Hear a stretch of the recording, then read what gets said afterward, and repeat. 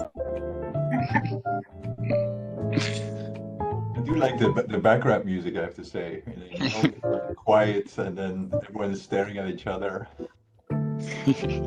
Exactly, yeah, that's what we thought as well. It makes it a bit more pleasant.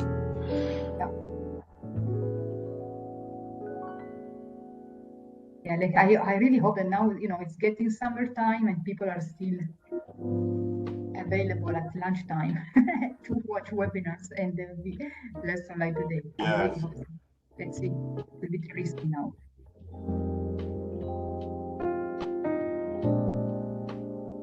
Sonia, great voice.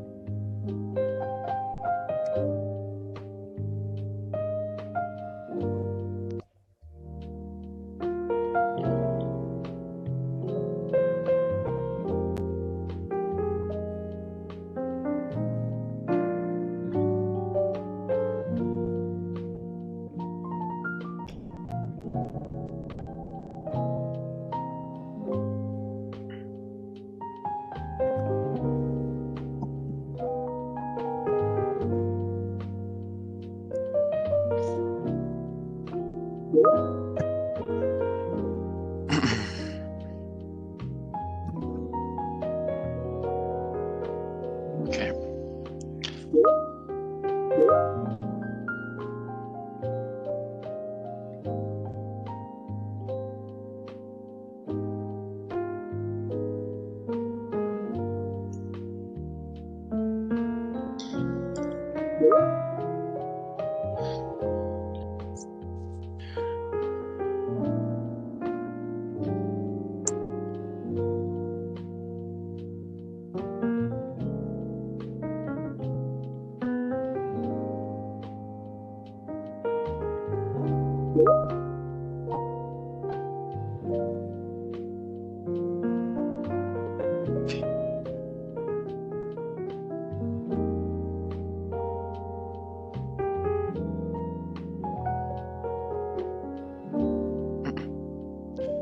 I think we're going to wait a couple more minutes for people coming in.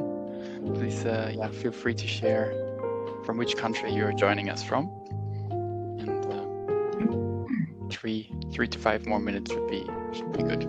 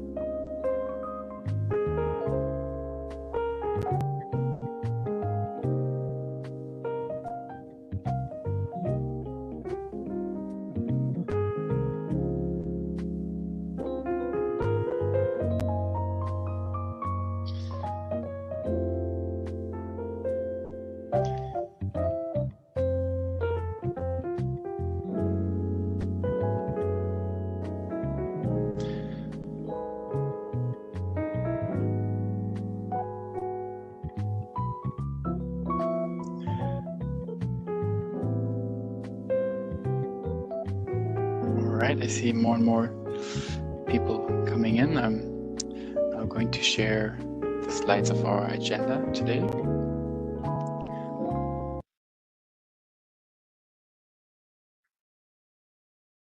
Yeah, thank you, Christoph. I think you have still the slide share. Yes, it's going to change now. One moment.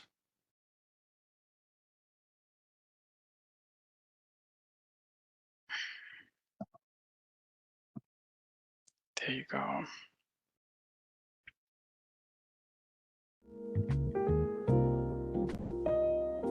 Super. So thanks a lot, Christoph. Good afternoon, everyone. So let's start. My name is Maria Claudia Bodino, and together with my team, with Athena and with Christoph, we are really happy and delighted today to welcome you all with this new iTalk that is from a new initiative from the Digital Innovation Lab from the European Commission. The iLab, the Innovation Lab, is basically about exploring, but also experimenting and promoting new way of, let's say, contributing a creative public good.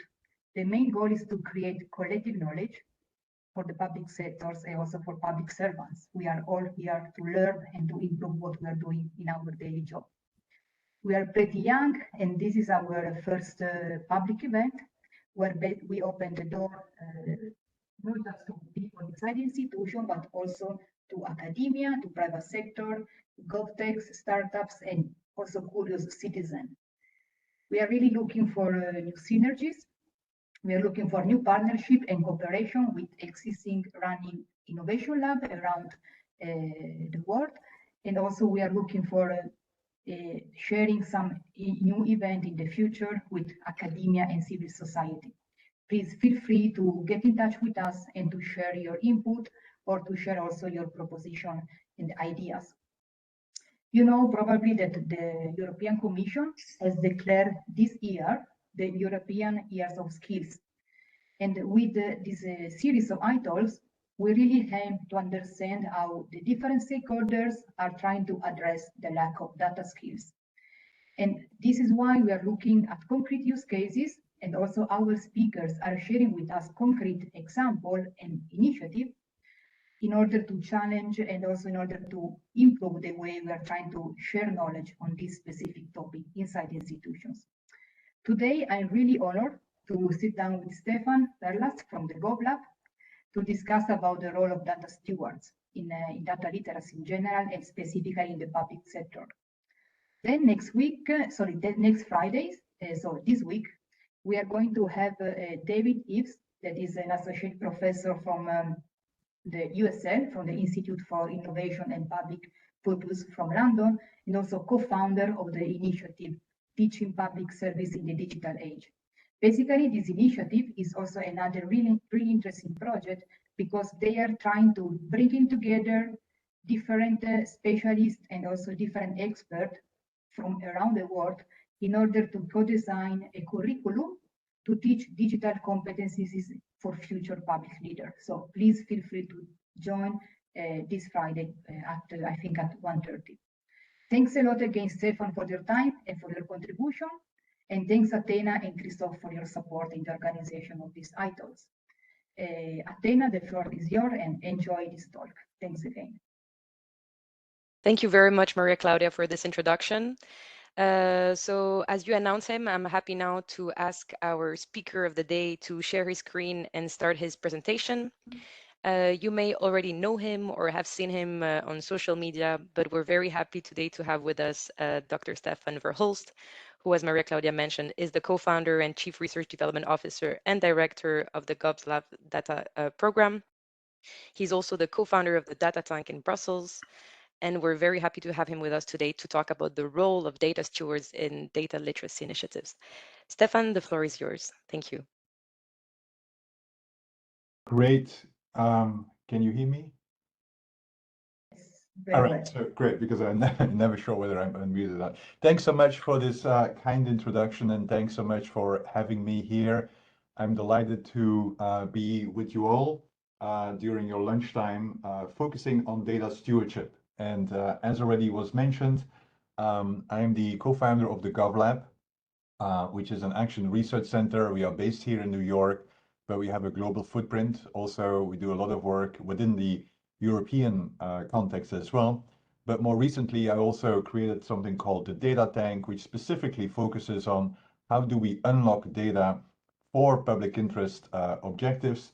And in addition to that, I'm also a research professor here at the Center for Urban Science and Progress. And a lot of the work that I'm doing and that I also will be talking about is really trying to innovate on how we go about solving public problems, which is why I'm super delighted to be invited by the Digital Innovation Lab, because I do believe that we need to start thinking about how do we change the way we go about solving public problems. And clearly, there is no shortage of crisis or polycrisis, as some might say, whether it's climate change, whether it's urban challenges, whether it's challenges with regard to public health, whether it's challenges with regard to mental health, whether it's challenges with regard to social inequality, and so on. And what is clear is that given the complexity and given the challenges and the interdependencies of those challenges, the existing toolbox doesn't really work anymore. But the good news is, of course, that we do have new assets that we can bring to the table on how we go about solving public problems. And one of the key assets that has emerged as a result of digitalization is, of course, data. And so for those who already have been listening to previous speakers, it suffices to say is that A, we have a lot more data, right? The volume of the data has increased. But not only the volume, we also have a lot more variety of the data. Think about cell phone data, think about mobility data, think about retail data, for instance, that actually could be used to understand behavior and understand patterns in society, at least if, of course, addressed responsibly. But also the velocity and the veracity of the data is much more pronounced, meaning that we can almost monitor how the world is moving around in real time in order to then also be aware of some of the challenges and serve the public interest in a more agile fashion as well. And so the promise of data is clearly there. Obviously, there are also some challenges as it relates to both infringement of rights, but also challenges with regard to having other rights that might be associated with data as well. Now, the real challenge from my point of view, not only in order to prevent misuse of data, which is a clear concern, and of course where Europe has played a key role in developing a framework for responsible data management. One of the other challenges, in addition to preventing misuse, is actually preventing misuses of the data by focusing on how can we actually reuse the data that already exists, that is already collected for public interest purposes. And that turns out to be not so easy.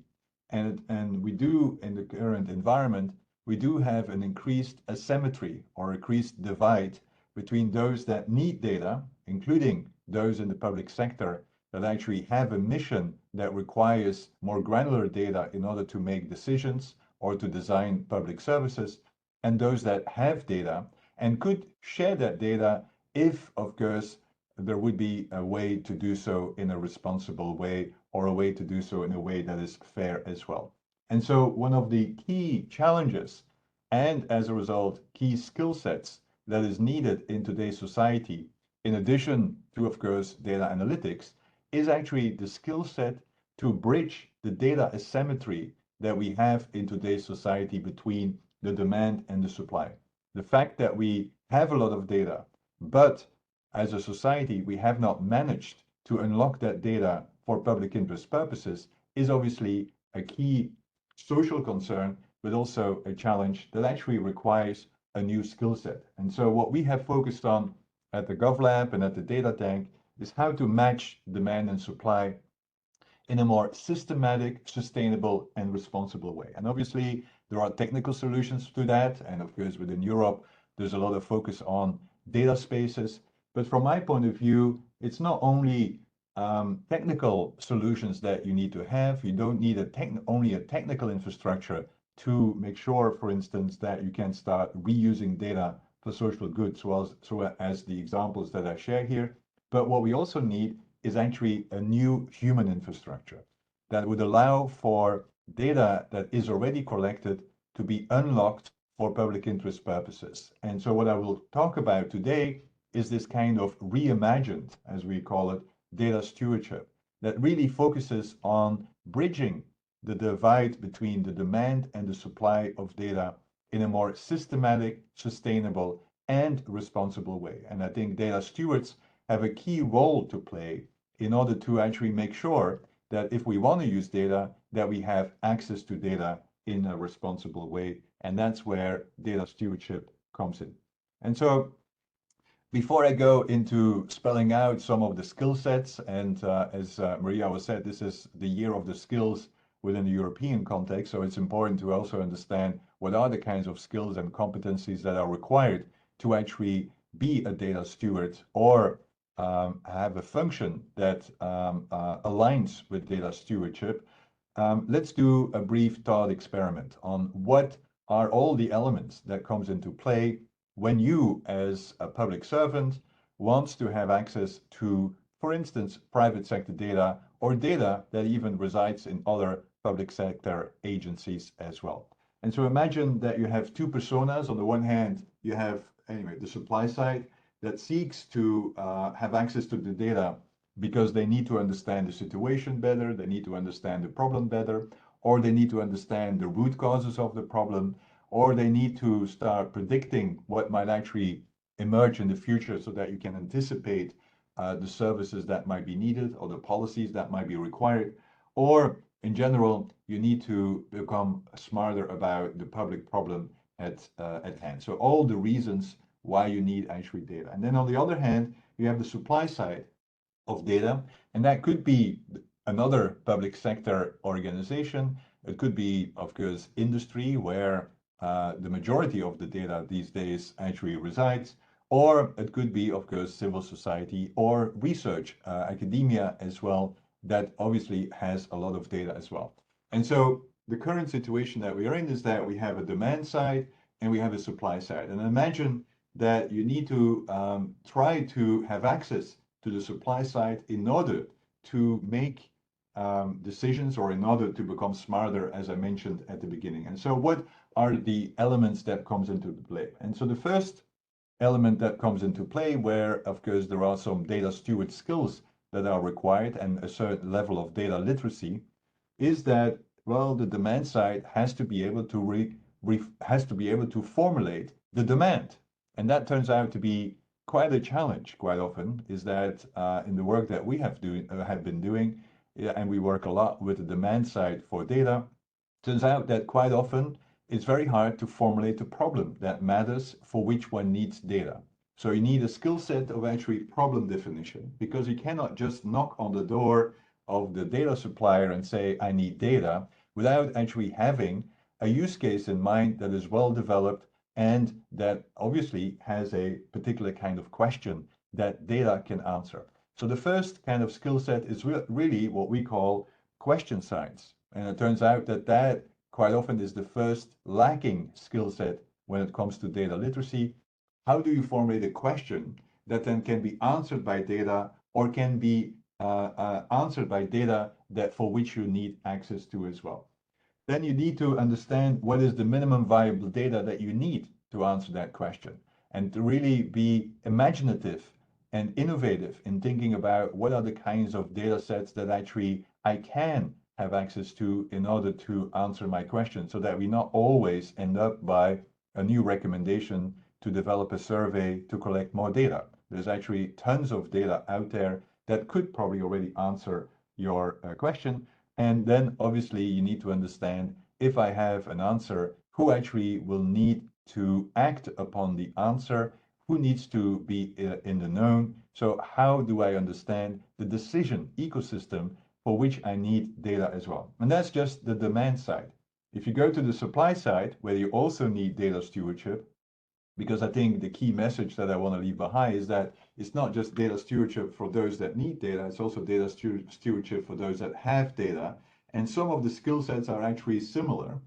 From the supply side, you obviously need to know what's the data that I have and how can I actually match that data? What's the value proposition for actually sharing that data?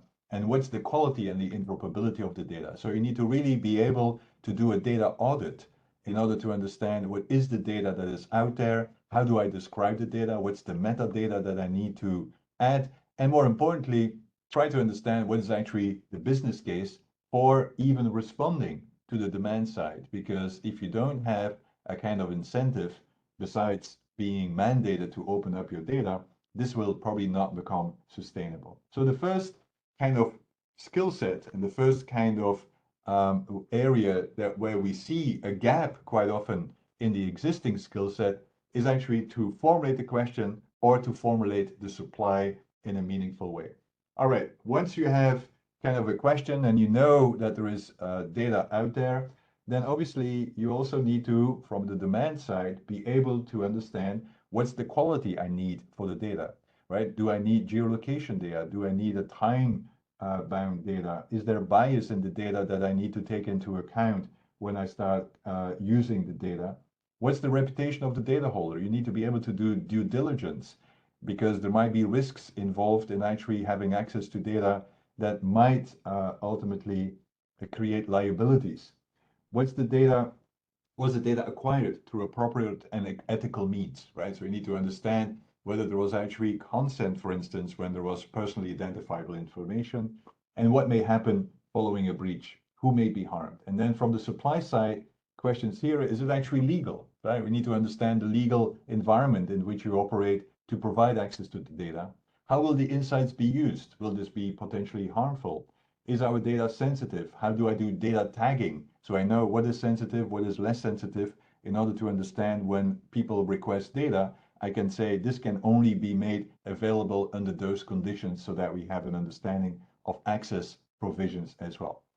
All the questions is then, now we know, anyway, there is a value proposition. Now we know that there is a clear demand and there's a clear supply. How do we actually match it? What are the operational models for access, for instance? Do I need to have full access? Do I need to have, does the data need to be transferred? What's the data methodology? Do I need to use APIs? Is a secure sandbox sufficient? But more importantly, what is fit for purpose, right? So if my purpose is to have access to data to inform, for instance, decisions as it relates to urban mobility, well, what is fit for purpose as it relates to an operational model? And then from the supply side, how do we actually provide access to data, right? And it turns out not to be easy to actually provide access to the data. How do we do this in a secure way? How do we need to transfer it? How do we ultimately make sure that the data is reusable? Because it's not just access to raw data, data needs to be made reusable as well. And then obviously this is actually about partnerships. And so we call this data collaboratives. And so it's really about also understanding how do you actually engage with communities to get the social license for reusing data, which organizations might have valuable data, how do I do actor mapping, how do we develop a data sharing agreement? It turns out to be one of the key challenges quite often in setting up data collaboratives. So a data steward not only needs to know what are the kinds of questions or what's the data and the metadata, you also need to understand how do we actually establish a relationship with partners as well. And then it turns out one of the key challenges that a data steward quite often needs to address is not just setting up external partnerships, it's actually getting internal sign-off or be able to, in an internal fashion, be able to know who actually needs to be part of the data collaborative as well. And so all of those, and I just want, and then of course you also need to try to understand how will I actually get the budget? How do I make this financial sustainable? How much will this actually cost? Because it turns out that a key skill set in data that quite often is ignored is to be able to account what is actually going to be the cost of having access to data, what's going to be the cost of actually using data for public interest purposes, and how do I measure impact when I actually have data? So all of those skill sets, right, typically do not get mentioned when we talk about data literacy. But from my point of view, it's actually one of the key reasons that we don't have the kind of data ecosystem that we could have, because we lack those kinds of data stewardship skills quite often, or we have not invested enough and actually the whole position of a data steward that can provide access to data in a way that is systematic, sustainable, and responsible. What we see happening now is that most of those data collaborative efforts that have been set up between the public sector and other sectors, including other public sectors, quite often fall flat after a while, mainly because we have not invested in the position, in the literacy that is required for data stewardship as well. And so from my point of view, we really need, when we talk about data literacy, we also need literacy as it relates to data stewardship. And so we have worked on trying to define what it entails, and I've just shared with you a few kind of skill sets that are required, and I will reiterate on some of those in a second as well. But it is really a reimagining of data stewardship, because quite often when people hear data stewardship, they hear about it either from a scientific or library context, and then it's all about the integrity of the data, or in a corporate data governance environment, it's really about security of the data. What we are advocating for is that we need to reimagine stewardship really in a way that is about unlocking data, stewarding data in the public interest in a manner that is actually systematic, sustainable, and responsible, so that we can reuse the data that is already collected for public interest purposes, and that requires the kind of data stewardship skills that are needed. In essence, there are three key objectives of data stewardship. One is about collaboration, right? Data stewardship is really about collaborating between those that have data and those that need data within an organization, between organizations, and between public and private kind of environments. But then it's also about protecting, right? Not just about partnering. How do you make sure that this is done in a responsible way? And then the last key objective of data stewardship is then to make sure that once you have an insight from matching demand and supply, that actually decisions are made that are data driven. Too often what we see is that people declare victory when actually they have access to data or they start analyzing the data, but obviously impact of data is only feasible when actually decisions or actions are made based upon the data as well, right?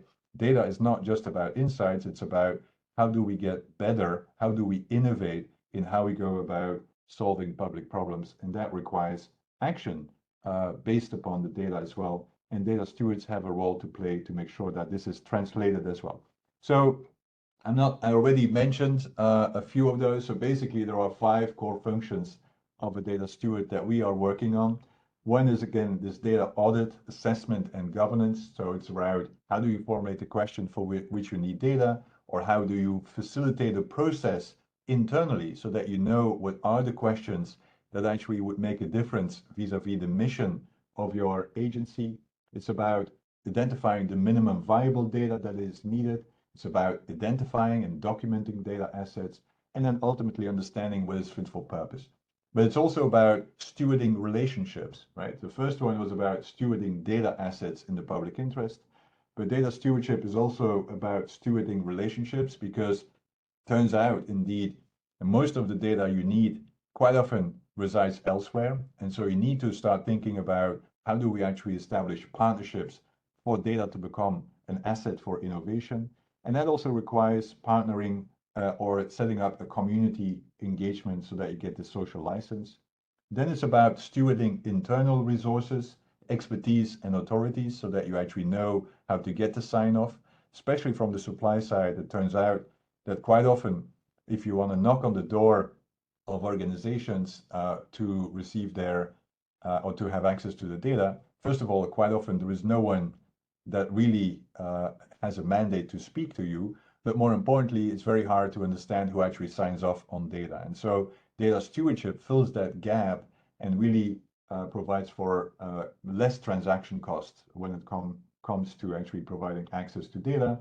And then it's about stewarding sustainability. It's really about how do we do this in a financially sustainable manner, but also in an environmental sustainable manner, because data stewardship also equals with environmental stewardship these days, so that you understand how do you have access to data in a way that is environmental friendly as well. And then, as I mentioned, this is also about stewarding insights so that we actually have an understanding on how do those insights get translated into decisions, right? Because data, to a large extent, can only have impact if actually it informs decisions. Now, these are the skill sets. What are the methodologies to actually develop a data stewardship plan? And so for the last few years, we've been working on the data stewardship canvas that really allows public interest organization or public sector organizations to develop a reuse strategy, allows a data stewardship function to really become more strategic. And it starts with, of course, defining the demand to ultimately a variety of steps that requires unique skill sets, requires data stewardship skill sets as well. I'm not going to go through the whole area of the data stewardship canvas, but just to give you a flavor of the kinds of steps that are required to set up a data reuse strategy for your organization. It requires, of course, defining the demand, and again, that requires a skill set. It is about defining the supply, understanding what actually data is needed, but also how do you describe data, making a value proposition, both a societal value proposition, but also an internal value proposition. It's about assessing risk across the data lifecycle, and it's about matching demand and supply. So what are the operational models? Data spaces quite often is being suggested, but there are many other kind of operational models that a data steward needs to be aware of. How do you govern a data collaborative or a data space? Once you have one, that's also a data stewardship function. And then, of course, the tech infrastructure. And I think a key element of a data stewardship function is not just to be an engineer, but it's actually to be able to define the requirements that engineers can then subsequently implement. And it's that kind of translational function that is quite often missing, which means that there is a lot of increased dependency on vendors to do that. But I think from a public sector point of view, it is really important to have this internal capacity as well. And then it's about, of course, how do we do this in a responsible way? And how do we measure impact as well? So these are the components of a data stewardship canvas. And for those who are interested, and this is my two last slides, because I want to make sure that there is time for Q&A, and I don't want to take too much time by lecturing this morning or this for this lunchtime for those in Europe. I also have now a LinkedIn course where we go through this canvas for those that might be interested, but also we are offering an 8-week course where we actually go in much more detail on what it takes to actually develop a data stewardship strategy. What does it take to match demand and supply? What does it take to really start reusing data that is collected quite often in the private sector for public interest purposes? Because you can have a lot of data literacy, but if you have no data, then obviously the asset is not being used, nor the data literacy skill set cannot be applied. And so one of the fundamental roles that we need to establish is actually making sure that we have access to data in a responsible, sustainable, and systematic fashion. And that's where data stewards comes in, which is this new kind of position that is kind of interdisciplinary, but also plays this kind of intermediary role between the analysts and the data holders and the decision makers as well. And I feel like without having that kind of function, it's very hard to reuse data and to really benefit from today's data ecosystem that has generated a lot more data that could be used for the public interest.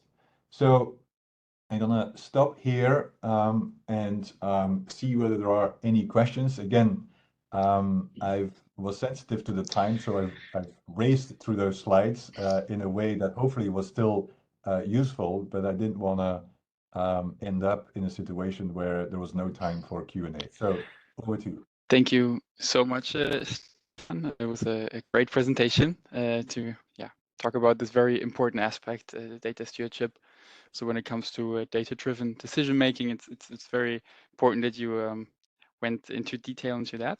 Now I really want to open the floor to all attendees, to all participants, to ask some questions. We already received some in our Slido, but you're also invited to just raise your hand, and then we're going to be able to make you a panelist and open your mic. So this is also a possibility. But yeah, just do that. In the meantime, I'm going to share the questions that already have been asked. And here you see also in the upper corner the QR code. So please scan it if you have some more questions. But maybe we just start with the first one, which would be, let me see, it's sorted by popular. Yeah, let's start for the first one. Could you provide an example for the most successful data steward program you know of? Yeah, well, this is anyway the question that I typically kind of always hard to answer, because I don't want to be in a situation where I rank the most successful, the least successful data steward program, but the ones that are of interest both within the public and the private sector are, for instance, there's one program in the World Bank where they have the Data for Development Partnership. And so what they developed was basically within the World Bank a data stewardship function that really established partnerships with the private sector in order to have access to private sector data for informing World Bank projects and missions within the World Bank. And so that's kind of a data stewardship function that has enabled to provide access to, for instance, data from LinkedIn or data from other actors, including Meta, for instance. And so that's kind of a position, a function that I think is worthwhile looking into.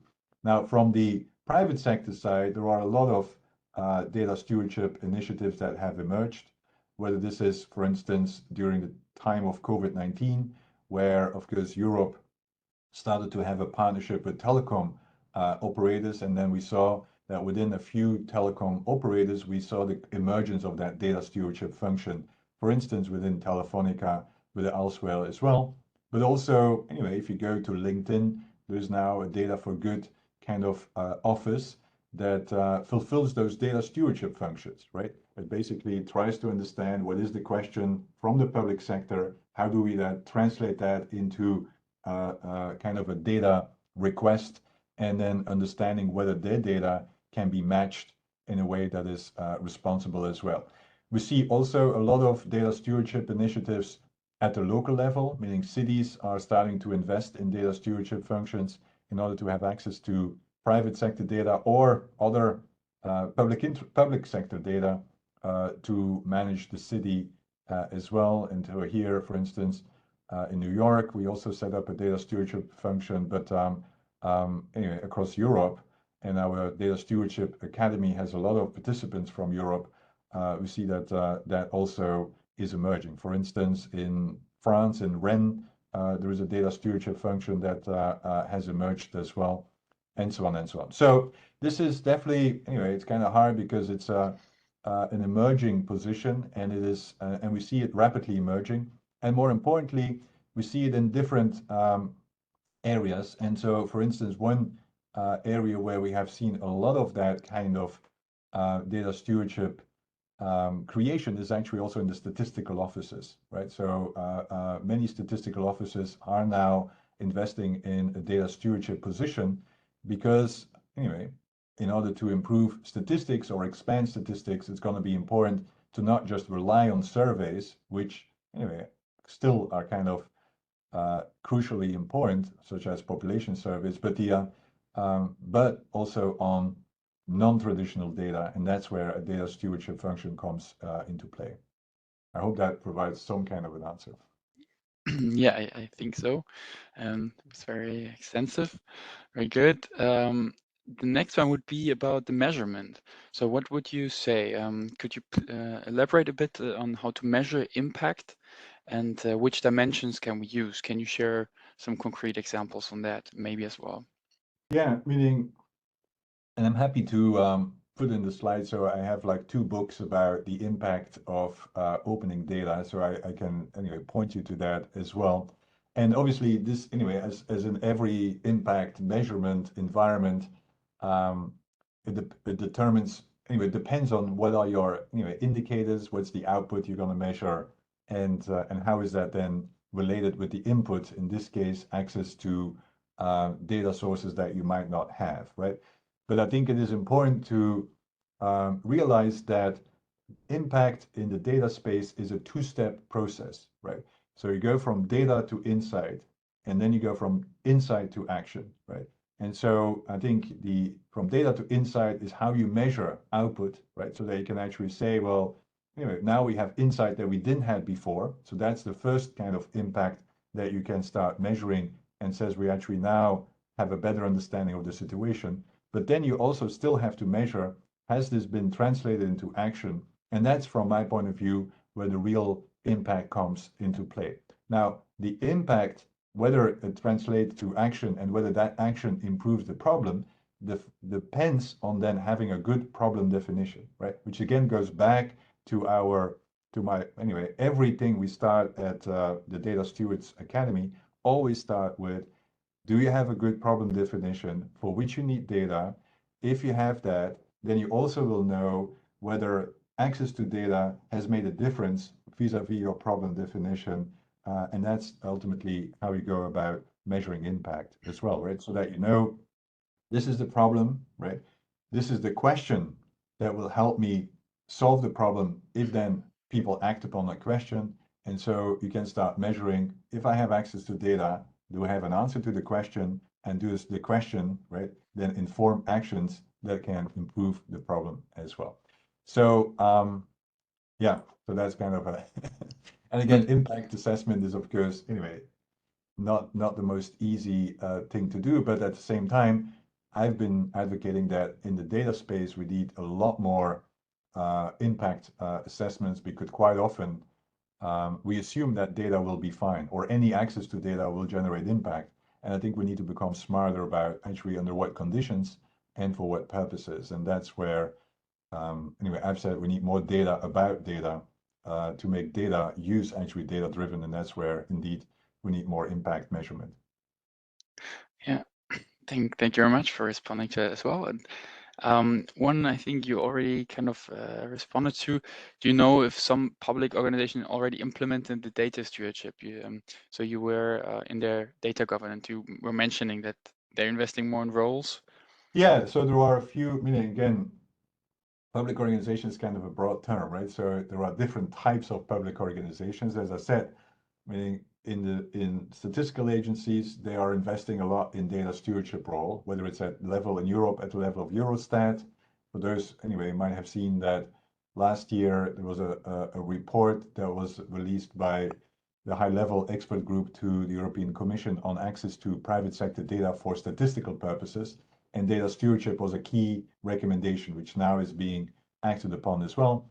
But then also at the national level, like for instance, actually it's interesting, Slovenia is actually doing a whole exercise on establishing data stewards within the Slovenian government. But then again, at the local city level, you see a lot of data stewards emerging as well. Now, I'm not obsessed on whether they are called data stewards or not, right? So it's about the functions, right, and the skill sets that are needed for stewardship. And so that's where I'm really looking, and I see more and more investment in those kinds of skills for sure. I think that here you actually also answered the question from Daniel, which is why this principle are or are not applied to the to digit within the European Commission, because we're also talking about in which context these such programs should or be implemented. I think we can move to a question more related also to the one related to private and public sector, because we see a lot of GovTechs in the space as well. So what's your positioning on that? Well, Yeah. as I said, is that data stewardship is needed on both sides, right? Because it's about formulating a relationship. If you have no one in the private sector that fulfills that function, it's going to be very hard to set up a relationship. And I would say I'm not sure there's a big gap. I think both are investing and looking into how to go about this. Obviously, the challenge quite often is that within the private sector, there is no strong business case for actually providing access to their data. And as a result, there's also no business case to invest in a data stewardship function, right? And so that's a key element. But we see more and more private sector actors realizing that in terms of corporate social responsibility and in terms of also actually complying with some emerging mandates, they will have to start investing in data stewardship roles in order for actually providing access to some of their data. So I'm not sure there is a big gap. I see there is an emergence in both sectors. And again, as I try to say, is that it's quite often a position that is assumed that others can do. But from my point of view, it really requires an investment in actually a function, in a position, because otherwise, most of data collaboratives that I have seen fall kind of on the sideways, mainly because they don't have the human infrastructure to support it, right? And that's where data stewardship comes into play. Thank you for responding to that. There's also one question about what do you think about countries outside of the European Union that don't have to consider the GDPR aspects? Is there a big difference from the approach? Yeah, well, obviously, anyway, GDPR anyway sets a baseline with regard to access to data. It also, by the way, anyway, has confused people a lot on whether you can actually have access to data, right? And so we've done an analysis, and so obviously there are a variety of use cases where you can actually do have access to private sector data and comply with, of course, GDPR as well. But I think we see a lot of data stewardship, especially in like development countries where the data divide is larger and bigger, right? So quite often the need for access to private sector data might be even more pronounced because of the data deserts quite often that are emerging there. But that does not mean that they are not guided by then principles that are similar to GDPR, right? And so obviously we see that anyway, GDPR becomes kind of the thing. Now, I do also have to emphasize, of course, that there are risks involved, especially in countries where there is no rule of law, when we start talking about the rest of the world for data stewardship, right? And again, it can also, and that's why I think there's a need for due diligence on where is it actually appropriate to have access to private sector data in a way that cannot be misused as well. And I think that's obviously a key concern that we need to take into account when we go beyond countries that have a well-established data governance regime or even the rule of law for that matter as well. But yeah, and again, I can give you examples across the world, right? So if you go to datacollaboratives.org, there we have like 300 examples on how data collaboratives between the public and the private sector have set up. And so I think it's not specifically, anyway, it's not specifically just in Europe or elsewhere, it happens everywhere, right? There's one just came in about if you were to name a few successful governments, and there we go again by kind of pointing out which one the best that managed to accelerate foster data-driven policy-making culture within the civil service. Some examples. Yeah, again, it's kind of hard to select a few without ignoring the fast out there. Meaning, first of all, as I said, government is too broad a term. It's going to be about government agencies, right? And to what extent some of those are kind of data driven. I think there's a lot of interesting work happening and again, I'm kind of reluctant to call names here because again, it's going to be based upon what am I ranking some of the governments. But I think there's a lot of interesting work happening in public health departments, right? So that's kind of one area especially following COVID-19, where we have seen kind of a transformation in understanding that you need non-traditional data for decision making as well. Now, clearly, this can be done better, and clearly there are some challenges there as well. But also in departments like transportation, there's a lot of use of non-traditional data, and where you have data stewardship, as I mentioned, statistical agencies as well. But I think, yeah, I mean, I could go on and on. I mean, I think it's data. I mean, there's a lot of data-driven efforts. The key challenge here, and that's where I do want to say, is that what I do have seen is that the ones that have developed a research agenda for their department, or have developed an agenda for what is the evidence that we need, those are the ones that are doing better. And so what is interesting, for instance, in the US, just to give a different, and I'm not saying better or worse, right? I'm just giving another example, is that in the US, you have something called the Evidence Act, which I thought was kind of an interesting development, where every department in the US government is now required to develop a set of questions that they need answering in order to improve their mission, right? And I think that's a step forward, because, and it goes back to my earlier comment, is that, yeah, you can be data driven, but if you don't know what the question is that you seek to answer, it's going to be very hard to be data driven. And so from my point of view, the most successful governments in being data driven are the ones that actually have formulated the questions that matter for their country or for their department, and then subsequently can act upon it. And we have not seen that. I've been arguing in a European context, it's great to have high value data sets. What would be really important are high value questions that then subsequently can be acted upon. And I think that's where the ones that have managed to formulate those questions are the ones doing better within civil service as well. And don't underestimate the role of innovation labs in that, right? So bringing it back to the digital innovation lab to actually, anyway, help formulate those kinds of agendas for data, because too often it's driven by, oh, we have access to data, let's see what we do, as opposed to what's the data we need, and then have a data stewardship function to actually get that data for the kind of questions that are priority, right? Yeah. Yes, thanks a lot, Stefan, for your input. And I have one question exactly on this point. In the past, I was working in the Italian digital transformation team during COVID, and we were the ones also subscribing your manifesto, the Data Collaboratives manifesto, with a lot of different government.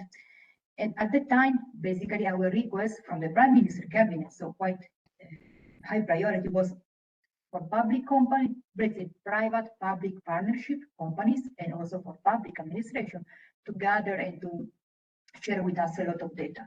And personally, I was very surprised, because the private sector immediately replied sharing a lot of information, for example, about mobility. So my question for you is, how can public servants working, for example, in municipality, so regional and also local public administration, try to sign a good agreement with private companies? Because this is very key. Because when you have an emergency and you need to ask them to share your data, if you didn't sign a good contract, they can say, no, I'm not allowed to share with you data from the citizen, even if it's public good. Mm-hmm. I have in mind some concrete example where now cities are trying to agree together with companies for public transportation that are involved in the network to share the data by default. And this is more related to legal interoperability, So do you have any recommendation maybe for public servants that are working in the smart cities context, and they can already try to, understand how to create a nice contract, effective contract together with the private companies? Yeah, no, well, we have, and I think thanks, Maria, for pointing this out, because as I mentioned, one of the key challenges in data stewardship is actually data sharing agreements from a governance perspective, right? Because by the end of the day, the main vehicle for governing the relationship between the public and private sector is still quite often contractual, right? And so you really need to start thinking about, especially indeed ahead of a crisis, how do we establish those kinds of relationships, those contractual kind of arrangements that, show intent or show the relationship. And by the way, it doesn't always have to be a data sharing agreement. It could also be a statement of intent, right? Which you might get more corporations to sign up than having actually a contractual relationship. But anyway, it all depends on the needs you have. And so towards that end, we created something called contractsfordatacollaboration.org. If you go to their website, you will see that we actually try to collect kind of 40, 50 kind of data sharing agreements and extract the key aspects that you need to consider. And we developed something called the wheel for data, the contractual wheel for data collaboration, which we recently updated with a whole group on how do you anyway do this in smart city context. And I'm happy to share again, if you go to contractsfordatacollaboration.org, you will see the wheel. And it's not, I mean, what we try to do there is to really demystify data sharing agreements, right? Because quite often it's like, it's all legalese. No one really, except for lawyers, might understand what it means. But it's not complicated. It's basically 6 questions you need to seek answer when you start defining a data sharing agreement, right? One is, why do you need the data? So again, goes back to the problem, goes back to the value proposition, goes back to the question. What data do you need, right? So having actually a clear understanding on what the data is, right? Who will need the data? So an understanding on who can have access to it, because that's quite often a key concern, is that it's accessible by everyone. But if you have an agreement on actually access permissions and so on, when do you need to have access? How do you need to have access, and where do you need to have access, right? Is it kind of in a secure sandbox? Is it an API, or in what jurisdiction? And so once you have those 6 questions answered, you actually have a pretty standard kind of understanding on what the relationship will look like, right?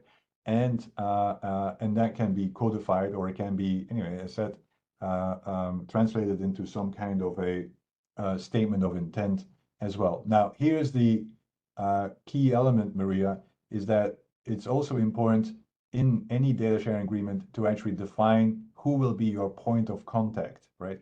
i.e., who will be the data steward that actually is going to be accountable for implementing the data sharing agreement. And that's again where a position comes into play, because without that position, very hard to implement it, very hard to even create a data sharing agreement, which quite often, by the way, data sharing agreements get determined by general counsel without understanding of actually the data ecosystem.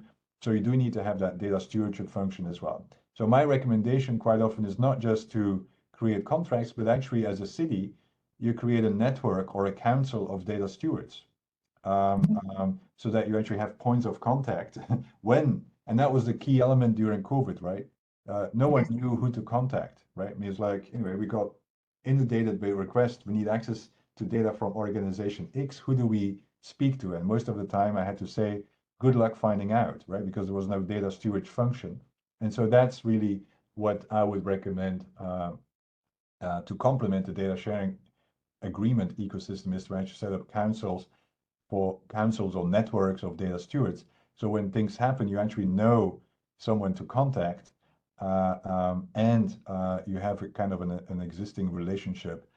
Because if it's not just a data sharing agreement, if you have to establish a relationship when a crisis happens, anyway, it requires a lot of socializing to establish trust, right? And I think that's where data stewards comes into play. Yeah, I think so. I think this is another clear example where it's not a technological barrier again, but it's a mindset. And yeah, it's again something that we need to improve in the data governance, and not just it's not a tool, it's not nothing related to technology, but at the end of the day, it's everything is related to the governance you want to implement and the different partnership you can try to foster together. Yeah, definitely.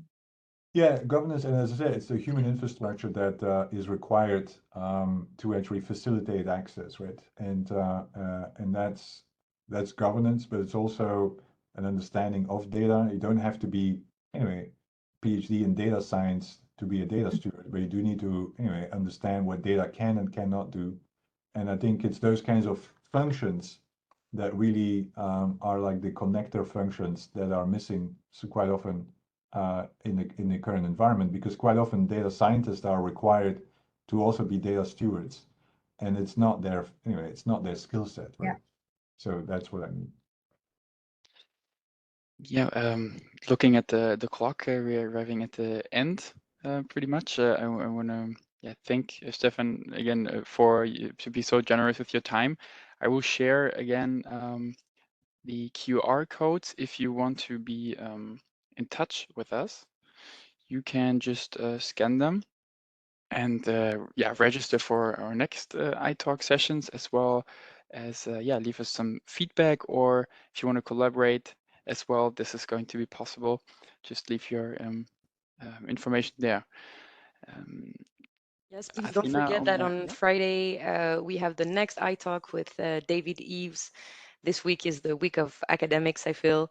So please join us, and thank you again for your time, for joining us all today. Thank you, Stefan, again for your knowledge and your expertise. Yes. And to my dear colleagues, Christoph and Maria Claudia.